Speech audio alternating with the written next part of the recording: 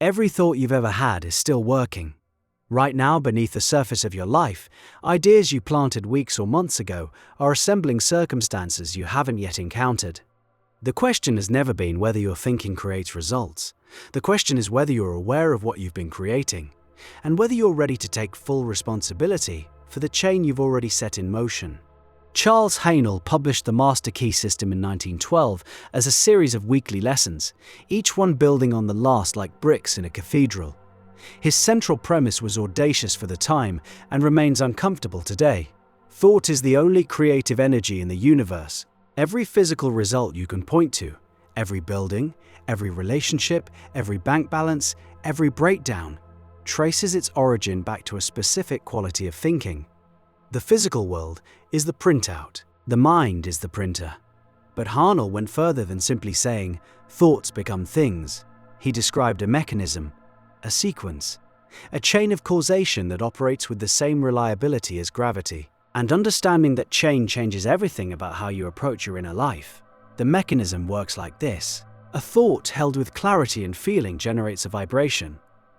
That vibration attracts corresponding conditions through what Haanel called the law of attraction, though his version carries far more precision than the popular understanding of that phrase. The vibration doesn't attract randomly, it attracts through a specific pathway. Thought creates an image, the image generates feeling, feeling produces action or draws circumstance, and circumstance crystallizes into physical fact. Each link in the chain is inevitable once the previous link is forged. So why does this matter for your daily experience? Because most people reverse engineer their lives from the physical facts backward and conclude that the external world is causing their internal state. They see the empty bank account and feel lack. They see the rejection and feel unworthiness. They see the delay and feel doubt. Haanel's framework reveals this as looking through the wrong end of a telescope. The feeling came first, the thought came first. The physical fact is the last domino to fall, the slowest moving part of the chain. This is where the real challenge begins. If every thought sets causation in motion, then your mental life requires the same discipline as any serious craft. You wouldn't leave a stovetop unattended with every burner lit. Yet most people leave their minds running unattended for 16 hours a day, generating thought after thought with zero awareness of what those thoughts are building. Haanel dedicated an entire lesson, Part 5, to explaining that the mind is a creative engine that cannot be turned off. It produces continuously. The only variable is direction. You can direct your creative energy toward what you desire, or you can let it scatter across fears, doubts, memories of failure, and idle worry. Either way, the energy creates. Either way, the chain of causation begins. Consider what this means practically. You wake up and spend 20 minutes replaying an argument from yesterday. During those 20 minutes, your creative energy is building. It's constructing an internal image saturated with resentment, defensiveness, and separation. That image generates a feeling tone that colors your next interaction. The next interaction confirms the feeling. The confirmation strengthens the thought. And the spiral tightens until the original 20 minutes of mental replay has produced a week of strained relationships, all from a single unguarded window of thinking. Now reverse it. You wake up and spend 20 minutes holding a clear image of the outcome you intend. You feel the reality of that outcome as present fact. Your creative energy builds in that direction instead. The feeling tone you carry into your morning shifts how you speak, what you notice, which opportunities you recognize. The chain moves just as inevitably, but towards something you chose. Haanel was precise about one thing most spiritual teachers gloss over. The thought must be sustained.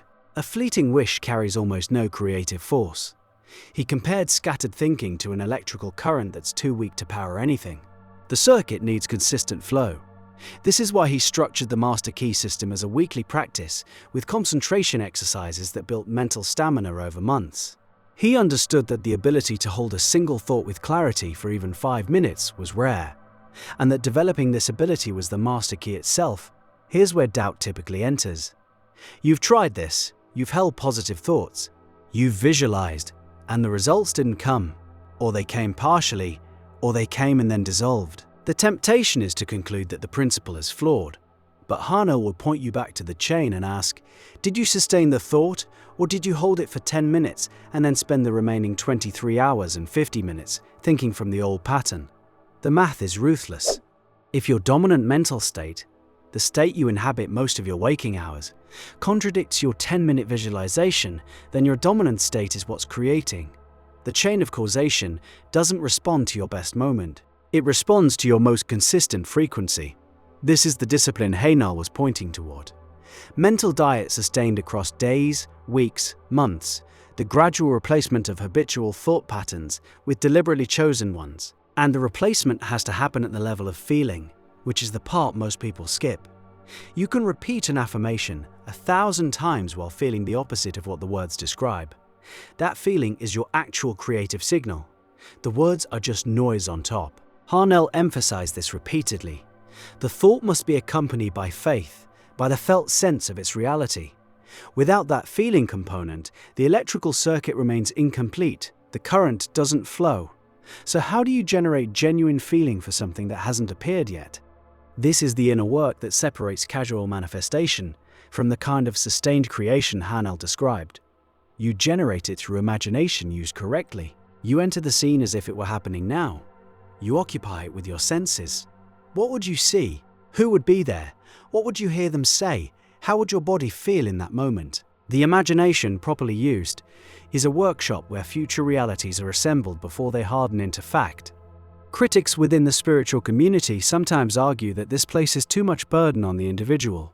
If every unwanted result traces back to thought, doesn't that create a prison of self-blame? Haanel addressed this indirectly, but powerfully. Understanding causation is liberation, not condemnation. A person who doesn't understand why their life looks the way it does is trapped. A person who understands the mechanism holds the lever.